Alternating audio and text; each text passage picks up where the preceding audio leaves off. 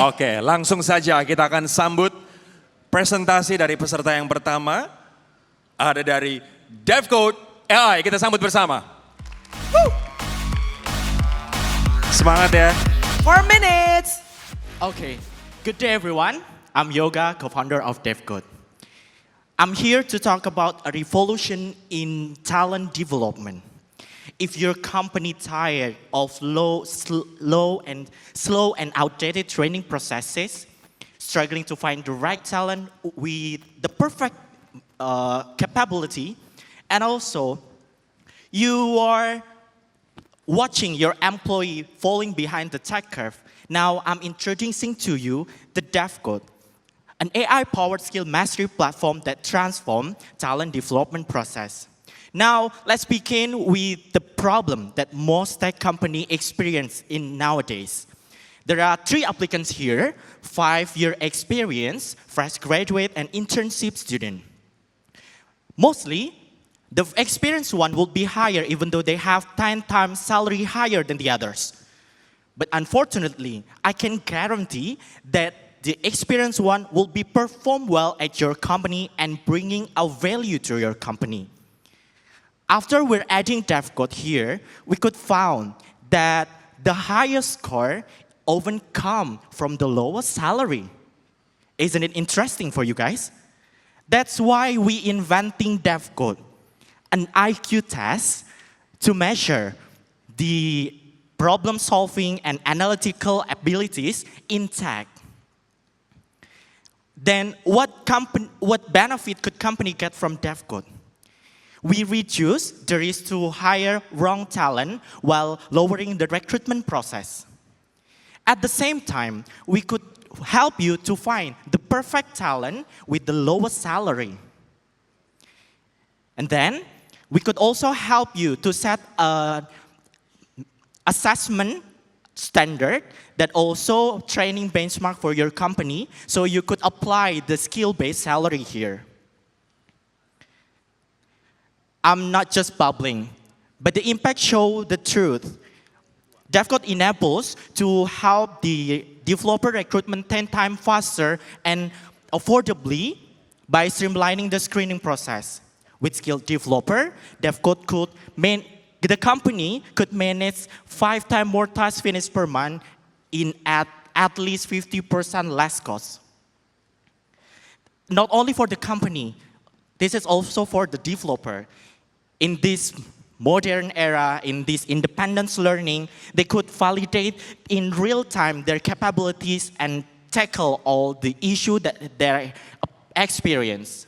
At the same time, in terms of the moving forward technologies that evolving rapidly, they could accelerate and continuously learning to gain the salary improvement.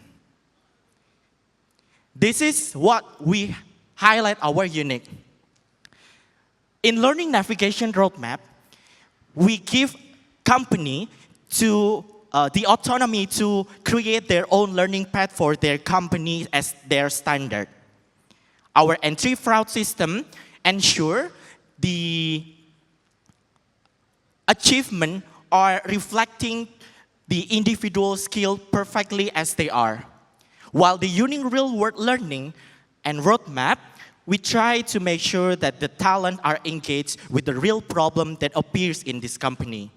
That's why you guys should invest to us. This is a proven product, and our market size are 4.65 billion in Asia Pacific. This is our business model and our strategic growth, creating high quality assessment and also achieving huge number of active users with the now is 10,000. Our Time team is up. Thank you so let's much, shaping Degood. the future leading tech talent with Degood. Thank you, and let's collaborate with us. Let's give a big round of applause for Degood Degood. AI. Langsung saja kita Ya. akan mengundang Kakak Andora untuk memberikan penilaian. Yes. Silakan. Hello. Okay. Thank you for the presentation. I Sure. think it was really great. And considering like the real problem in Indonesia of shortage of tech talent in Indonesia, I think your product is actually a good solution for it. I do have one question though. How do you convince a company to start using AI in their hiring and assessment process? Because I know if you're targeting like a big company, they normally really have a standardized hiring and assessment tool as well. And it's not easy to change the structure. So how would you plan to convince them to use your solution and services? Thank you. Thank you for the question. So it's basically, we all know that AI is basically adaptable to any kind of criteria, right? If we can compose the criteria as well as we could, based on our standard, I think we could training the AI to make a better assessment, make a better judgment. Since we now already doing a training, multiple training processes by enlarge the number of active users to make sure our AI are actively and consistently creating a big movement into the AI assessment things. I think that's what we convince, since it's adaptable, it's also less cost, and then, yeah, they could personalize their own standard into AI especially. That's all. Hope it's answered. Thank you. Thank you so much. That's it for the question. Terima kasih. Thank you, Judge. And terima Thank you, kasih judges. juga tentunya. You can take a break Okay. now and relax, and please be seated. Doing pretty good job so far. And let's just continue to the second one. Yes, so the second one is Farm Again Indo Agro Utama. Let's give a big round of applause Yay! for Farm Again Indo Agro Utama. Yes, please, 4 minutes. The stage is yours. Check. Kemarin ketemu petani durian di Bogor. He spends about $20,000 a year for labor costs, and he asked me, "Can you farm durians with AI?" I said, "That's what I do for a living." So Farm Again, what we do is we build farming as a service solutions for farmers and agri-businesses to improve their yields and create traceable food supply chains as we digitize farming. So imagine you live in a world where plants can talk to you on what's needed for their growth, and farmers can manage that growth through AI-enabled automation. That's how you make the world a better place. And this is what we've built over the last 5 years to feed the next billion people, right? So the biggest question we need to answer is, how do we produce more food per hectare sustainably, right? And let's take a look at the problem of my users face today, right? So what you see here is how much tomatoes is produced all over Indonesia, right? So Pa Toto in Jambi gets about 41 tons. Pa Dindin in Central Java gets about 9 tons a hectare. And when we did, we got about 184 tons a hectare. The genetic capacity of tomato is about 300 tons. So what is the biggest difference here causing the massive inconsistency yields in terms of quantity and quality that's causing an inconsistent cash flow? It all boils down to 3 things. Number 1, there's a guesswork in farming. How do we replace that with a simple structured science that is accessible to farmers? And number 2, how do we operationalize this science in the farm, on the field actually? Number 3, capital. So our solution to this comes in a form of AI-enabled AI-enabled moisture sensing technology that will make your farm completely autonomous, pengairan pemapukas semua otomatis, based on the basic science of farming, which is photosynthesis optimization, and we simulate the growth of a plant so that it can produce to its fullest genetic capacity. So after implementing this across thousands of farms regionally, we've been able to get close to 30 to 200% increase in profit per hectare. And most importantly, the biggest advantage is as you digitize seed to harvest, you make agriculture as an industry data-driven, predictable, and climate smart. So the biggest challenge is this, right? The biggest challenge for our business today is adoption of technology in farming, right? So what is the right short-term and long-term growth for it? So as of today, we have 2 revenue streams. Number 1, technology by itself, where it's an outright product sale with a monthly subscription. And we focus specifically on B2G and enterprises. So these are the hardware and software installed in the farm. Number 2, it's for more medium holders, where we say leave leave the farm to us. I have the science and technology, and we profit share and harvest. So offtake is the second revenue stream that we have, the sale of harvested produce. But of course, as we digitize the next 100,000 hectares and build this ecosystem, data will become the growth forefront, where we will become a deep tech plug-and-play SaaS business. And that's how technology will transform the future. So in the interest of time, I'll quickly go to what we are doing right now. So we focus on 3 SKUs for Indonesia: durian, beras, kacang. And we focus on 2 segments, B2G and private, where on B2G, we are working with Kementan in terms of building irrigation solutions and systems. And for private sectors, we do farming as a service, close to 40 hectares and 10 farmers, where we have 15 tons of produce expected as a forecast to be sold. So with the interest of time, I'll take a pause right now. Thank you so much. All right. Thank you very much. Right on time, 4 minutes. Okay, we are going to give the opportunity for the judge, Bapak Rudiantara, to please giving the question. Well, thank you, bro. Actually, the one who you should convince is not the judge, but the person sitting next to us with the very deep pocket. His Okay. Excellency Lutfi. Now, before I ask you some questions, I would like to get some information or confirmation from you. How long have you been in the market? So we've been in the market for 5 years. We started the business by building the plant science recipe at a SKU level. And How was the traction? 5,000 farms. 5,000 farms. Yeah. In terms of dollars, In terms of dollars, we're doing about $800,000 in India. In India. 800,000. Yeah, 800,000. How about the profitability? Near cash flow, I would say. Near cash flow positive. Yeah. Cash 5 flow years. neutral. Okay. My question is, what makes you difference with other agri-tech? Because to our understanding, the other agri-tech, they started not with the AI, but once they're in the going concern company and they're in the stage of the, not later, but at least mid-stage startup, they start to deploy the AI. To be frank with you, my expectations, the one who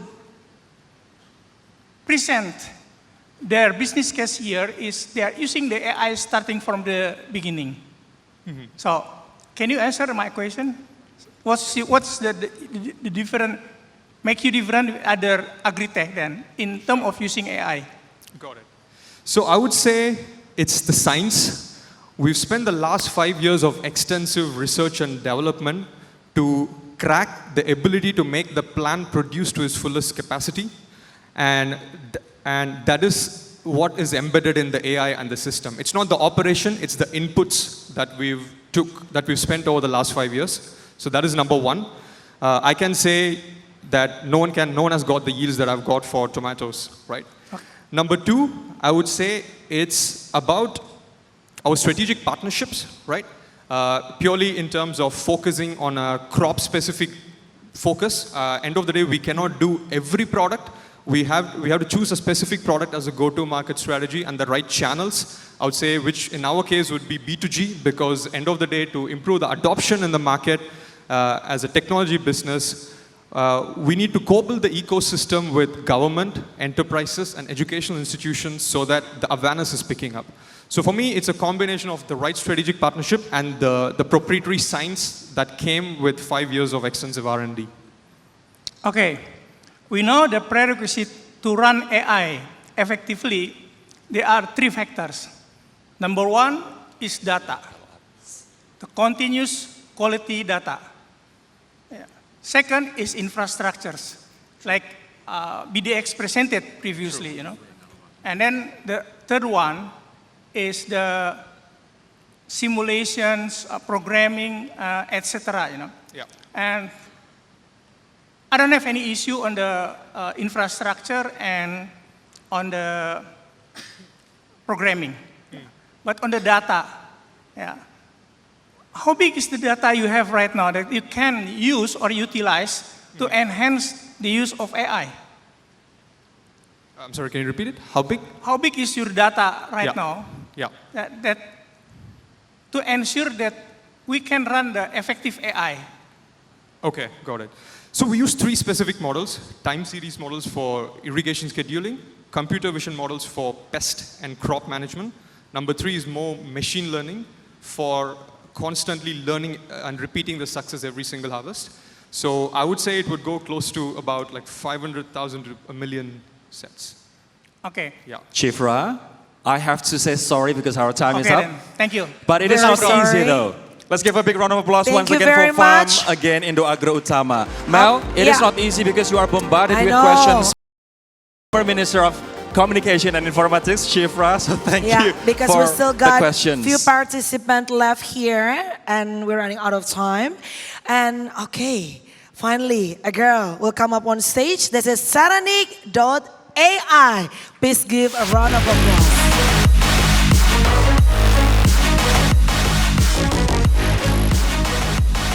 Your time is 4 minutes, starting from now. Thank you so much. Hello, everyone. Thank you so much for the opportunity. My name is Yossi. I'm the CEO and co-founder of Saranic AI. And today, allow me to paint you a picture of what healthcare actually looks like in Indonesia. So imagine every day, doctors, nurses, hospital administrators, clinic staffs, they are all working tirelessly to serve hundreds, if not thousands, of patients every day. But instead of actually focusing on patient care, they are bogged down by endless paperwork, manual documentation, and lengthy and complex claim processes that cost them millions of rupiah every month. Now, what if AI could step in and help ease these burdens? But not just any AI. We need an AI solutions that are highly accurate, ethically responsible, and also precisely tailored for Indonesia's healthcare problems. So that's why we're here to introduce Saranic AI. In particular, we highlight one of the most pressing challenges in Indonesia's healthcare, which is the sheer inefficient claims and documentation processes.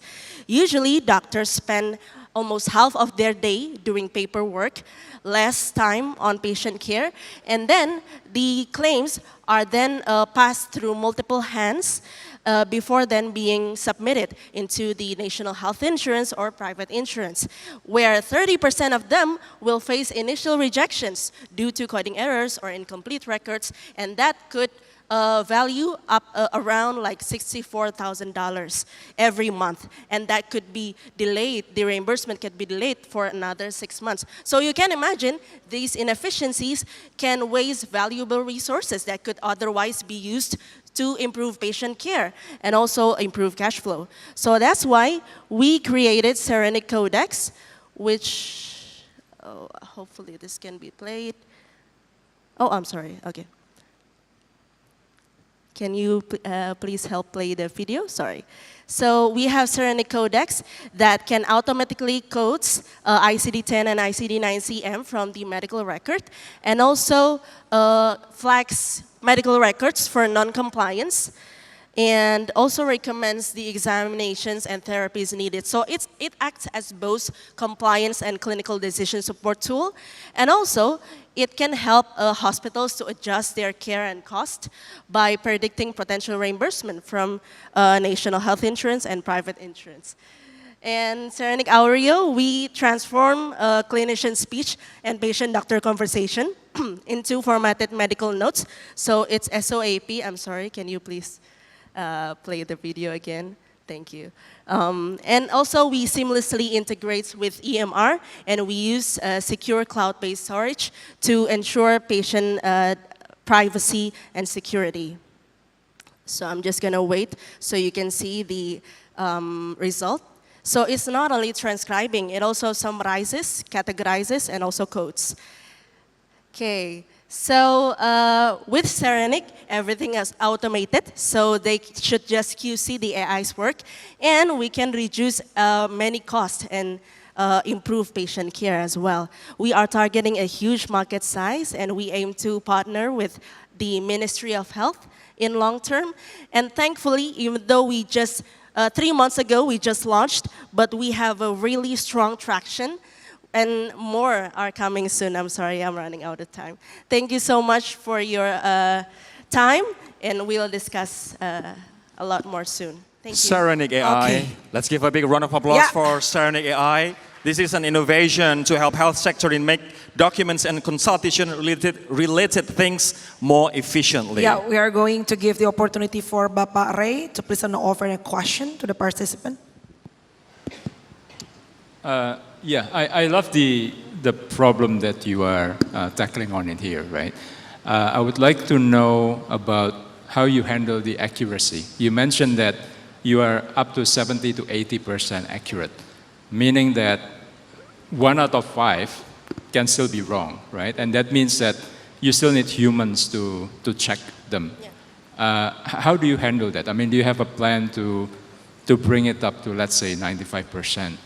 And if humans still need to check the results, then how do you speed up the process? Because at the end, you know, the humans still need to look into all of them, right? Yeah. Okay. Thank you so much, Pare, for the question. So maybe I want to confirm that the accuracy, the 80% accuracy is for the Saranic Codex, whereas the Saranic Audio, the speech to EMR, has 90% accuracy. And we're currently improving it by we not only use data sets from Indonesia, but also we have multiple layers. I'm sorry, I cannot be more technical than this, but we have multiple layers that that allows us to not rely on the data set from real world setting, but also from like public external data, and also we also train the AI specifically to understand Indonesian language and medical terms by other ways we cannot mention.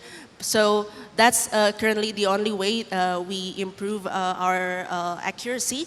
But also, again, we are going to pilot this month with 2 hospitals and 3 clinics. So hopefully, over time, we can also improve our model. And substantially, we actually vision to have our very own Indonesia-specific healthcare language model, like MedPalm, which is also in this slide, but sorry, because the limited time, I cannot show it to you. Thank you. Sure. Yeah. Do we still have time? Yeah, we still have time. Masih bisa, Pak. What is your go-to-market strategy? So you mentioned that you're doing POC with 2 hospitals, and then what? I mean, what's the plan of the POC? If yes, if no, what's your plan? So actually, to be honest with you, when we first started, we were actually cautious about Indonesia's readiness for AI in healthcare market. But at least for the past month, we see a really strong traction, and we see we have done multiple marketing ways, and we see that the most efficient go-to-market strategy is go to straight to the BOD, or maybe the third party who are close to the hospitals as well, like consultants, EMR providers, and hopefully we can also partner with government, not only Ministry of Health, but also the government of the region as well, to also improve our beginning position so that we can apply our solutions in that hospital and clinics as well. And you mentioned BOD. Is it because you expect resistance from the doctors? Yes, so thankfully we have also done our research. We have seen that AI, even though it's very new in Indonesia, the most strategic way to go in healthcare is to focus in easing the administrative burden of healthcare workers. If we want to go straight to diagnostic, to therapeutic, then the resistance will be higher. That's what the research says. So we go into the administrative, and we go to the BOD because, one, it's more strategic, and 2, they are in charge of that, the administrative things of the hospital and clinics as well. So yeah, that's why. Thank you. I'm afraid we're running out of time, so thank you. Saranic.ai, ladies and gentlemen. Pak Rai, thank you. We've got 3 Thank you, subjects Bapak. covered in this, halfway through presentation. We've Right. got farming, jobs, as well as Yeah. health sector. Now let's move on to the 4th participant, Mel. All right, we have, there are 2 left in here. Next, we are going to spatial AI. Let's give a big round of applause. Spatial AI. 4 minutes is the time, and the time is started right now. Hello, local Rangers.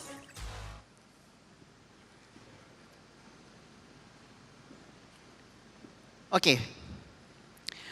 In this session, I will introduce everyone to our product, Competitive, your Indonesian export assistant brought to MSMEs simplified by AI.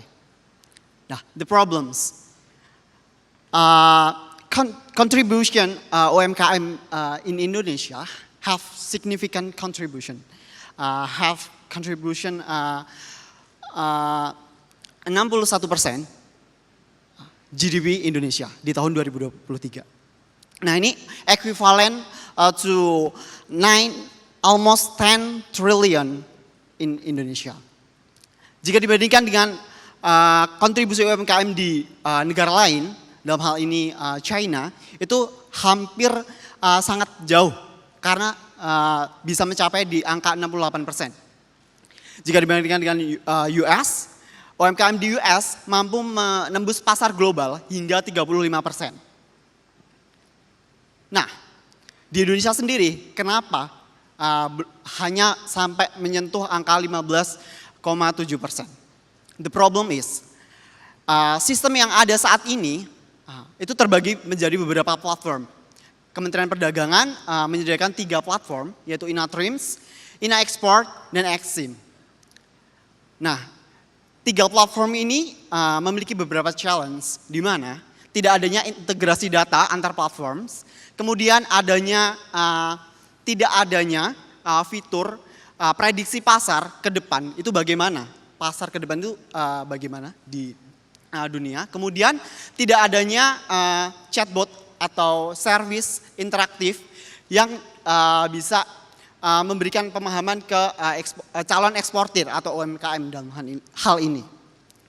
Nah, di sini kami menghadirkan suatu platform yang kami sebut kompetitif, one-stop solution for UMKM di Indonesia dengan fitur interaktif chatbot. Kemudian ada juga fitur dashboard market intelligence. Di sini kami menghadirkan beberapa visualization dari data terkait market.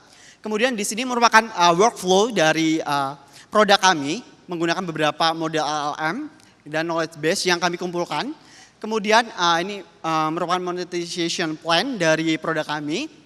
Dan ini merupakan expected impact yang kami harapkan dari platform ini, di mana kami dapat meningkatkan jumlah UMKM yang go to export gitu di Indonesia.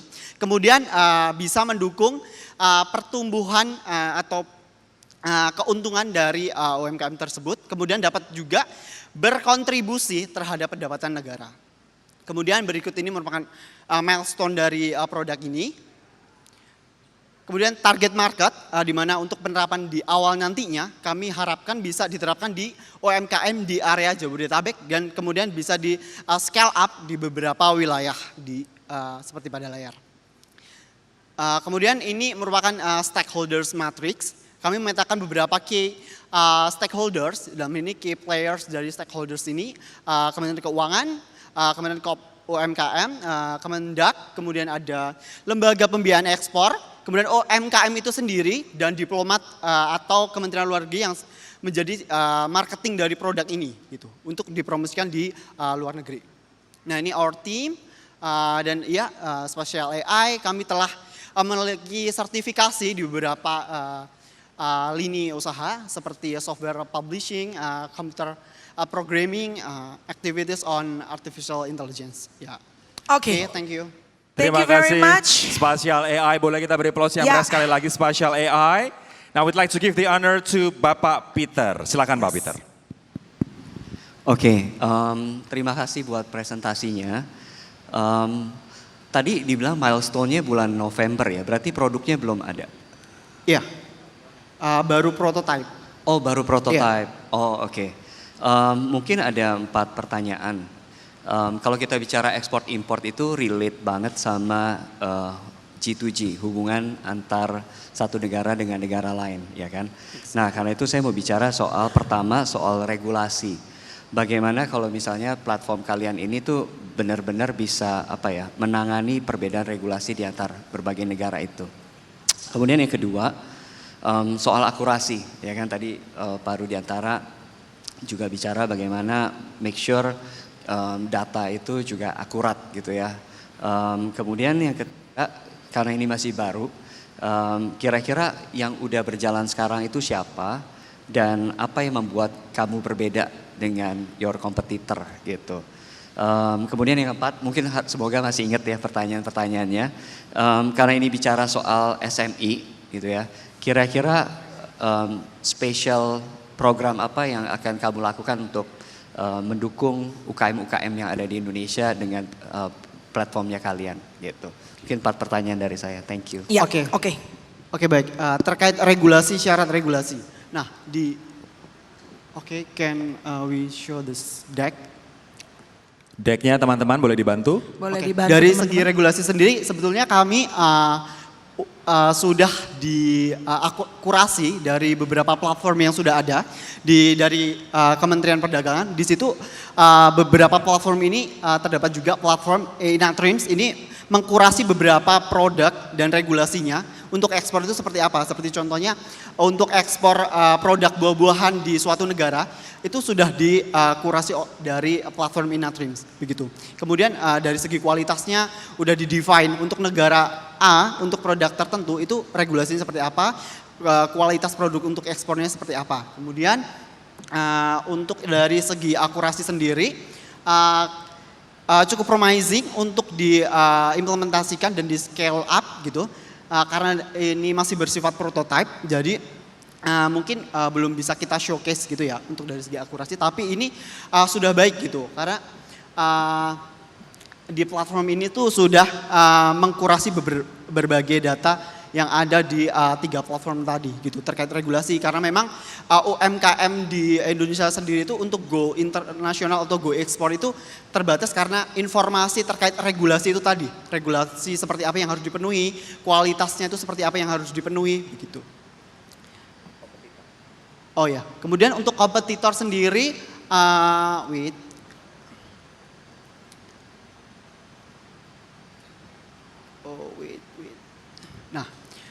Nah, untuk kompetitor sendiri sebetulnya ada di Indonesia sendiri itu sudah ada yang namanya Wiki Export, itu dari Kadin. Tetapi itu belum kalau dalam pemahaman kami dari kompetitor ini belum mengkurasi regulasi itu tadi. Kemudian masih kalau seperti yang kami uji coba, kami sempat juga menguji coba Wiki Export ini belum nge-provide untuk produk tertentu itu ekspornya di mana gitu. Ekspornya itu baiknya di mana. Untuk kemudian dari tren pasarnya itu seperti apa. Nah, untuk di value kami itu kami bisa nge-provide dengan X model method itu nanti kalau secara teknis bisa ngobrol lebih dalam. Itu kami bisa nge-provide misalkan seorang UMKM itu punya produk. Nah, dia itu ingin ekspornya itu di mana kan belum tahu. Nah, itu kita bisa tanyakan di chatbot itu. Begitu. Terima kasih. Okay, I think the time is up. Thank you very much. Okay, please give a round of applause once again for Special AI. Thank you. Ini akan sangat membantu UMKM untuk to be globally competitive dan juga membantu mereka dalam ekspor. We are going to the last participant for this afternoon, Tanang.ai. A round of applause, ladies and gentlemen. 4 minutes for the last participant, Tanang.ai. Check. Right. Gen Z, I have a very good news for you. As a psychologist for 5 years, I know exactly what you face and what you need for your mental health. Hi everyone, I'm Salma from Tanang AI. We're building empathetic AI co-psychologists for Gen Z and millennials. In my experience, 1 in 4 Gen Z and millennials actually experience of what we call low to medium daily stress. But when trying to seek mental health support, they come across 3 major barriers. The first one is always about access. In Indonesia alone, we don't have that immediate 24/7 mental health support when we know mental breakdown usually happen at night when there's no psychologist available. Second, it can be very costly. One session of psychologist can go up to $10 to $20 per session. And third, there's always stigma around mental health. What's make it even worse is that we only have less than 3,000 psychologists for the whole 120 million populations of Gen Z and Indonesia, which is not efficient, not effective, and not scalable. But you don't have to worry. We have the solution here, combining generative AI with psychology, human touch, to make sure that they can get the empathetic and safe support. We have the technology with 3 important layers, which is the intelligence engine, guardian system, and also psychological approach, so that every Gen Z and millennials can get the mental health support that is always available and also personalized to them. Even better, they can access it with just less than $1. Take a look at the example here. For example, he said that, aku lagi capek banget beberapa hari ini. Even in emojis, slang language, and a little bit typo there. Instead of giving like a general advices, Nesha or AI, it can understand better the situation, give empathetic responses like, iya aku ngerti banget kok rasanya capek, and then give assessment and more personalized support. And no, we're not here to replace psychologists, but rather to empower them. We are proud to say that we are the one and only AI mental health in Southeast Asia that's available in chat and voice as well. And you know what? Since we launched in March last year, we already serve over 50,000 Gen Z and millennials all around Indonesia. It is not just impactful, but also sustainable with over 20% month-to-month growth and also less than $1 customer acquisition cost and $5 lifetime customer value. That is why we are serving both organizations, which is universities, high schools, companies, and also government. The reason why they love us is because we give them also an AI-driven data insights to actually help them monitor and also take up preventive actions. And this is even just the beginning of the numbers that we are aiming, which is $1 billion of market targeting Gen Z and millennials in Indonesia. And we believe that we can grab this market with a strategic go-to-market, which is social media. That's where the Gen Zs are. We also have a good relationship with the government and also even as communities. We are backed by leading organizations, including the NUS itself. We have the team built with me as a psychologist, CTO as in the AI engineer, business operation, and also a global board of advisors to make sure that we have a great quality of product. And again, Indonesia Emas 2045 can only be achieved if we take care of the young generation's mental health with artificial intelligence. So, Gen Z, we love you so very much. Thank you. All right. All right. Wow, even less than 4 minutes. So Indonesia Emas can only be achieved with the mental health of Gen Z and millennials. That's really interesting. Thank you so much. Boleh dong kita beri aplaus Thank untuk you, Tanang last AI. participant. And we're going to give the opportunity for Kak Iman, please, to offer a question. Hello, check, okay. Hello. Thank you so much for your presentation. I can completely understand why you're using emoji because I believe that it will help to improve user experience. However, people can also see it that we are trivializing serious issues if the response are not deep enough. So I think my question is that how does AI in your company measure and adjust its empathetic response and ensure that the responses that you're giving are appropriate enough given the diverse and complex user audience that you're targeting? And second question, how are you thinking about the retentions of your users? How are you thinking about the retention? Retention, jadi kayak retention. Jadi kenapa orang harus pakai platform kamu terus-terusan? Gitu. Got it. All right, so for example, this is the Guardian system that we built and also the intelligence engine. So from the very first beginning, we built this AI based on the fine-tuned LLM that we have with our own data from the telehealth. So for the first 1 year, we gather the telehealth and we convert them and to fine-tune with the multimodal that we have. And we give them a Guardian system, in this case is the stress and adversarial testing to actually ensure that this is actually safe to use, and we also have a HIPAA compliance to ensure that it is safe and also private to use. Related to the second question is the retention itself. So this is a fun fact because it is so cheap and easy to use. So our users actually use this at least 3 or 4 times in a day. For example, he come to me and in the morning saying, I cannot get up in the morning, I cannot go to work. And then in the midday, he usually say that, oh my God, I'm so stressed at work because of this and that. And then at night, he tells about how overthinking it was because of all the things. So because it is very easy and very human, it makes people actually have the companion that they can always run through and always available for them immediately and 24/7. Thank you. For some of the use cases that you mentioned, I think technically people can also use like GPT or other AI platform to basically converse, right? How your platform stands out compared to the other existing platform that might not actually, specialize in psychological support, but still basically be able to do or deliver the job. Okay, because first, our AI is actually built by psychological approach because I'm a psychologist, so we really make sure that this able to address the mental health related problems. And then the second is we know that we are tailored to Indonesian users and market. That is why it can understand better on Indonesian language, Indonesian context, emojis and all about Indonesian users. So we believe that that's actually stand us out compared to others competitors. So it is very localized, empathetic, affordable, and accessible for the users. Thank you. Oke, Tanang.ai, I think the time is up. Kita berikan tepuk tangan yang paling meriah, round of applause for the last participant for this speech battle. Silakan kembali ke tempat. Yes, please be seated. Boleh dong Thank kita you. beri aplaus yang meriah untuk 5 peserta teman-teman semua. Mereka sudah Ya. bekerja keras mempersiapkan Right. presentasi ini. Dan kita akan memberikan waktu untuk 5 juri deliberate the results and who's gonna win the 3 Yes. prizes. Tapi sebelum itu kita Ya. nanti akan mengumumkan bersama. Kami akan mengundang Kakak Iman Usman selaku co-founder dan COO Ruang Guru untuk 5 menit saja Kakak Iman memberikan presentasi pencerahan pada kita semua. Boleh kita beri aplaus yang meriah untuk Iman Usman. Selamat siang semuanya.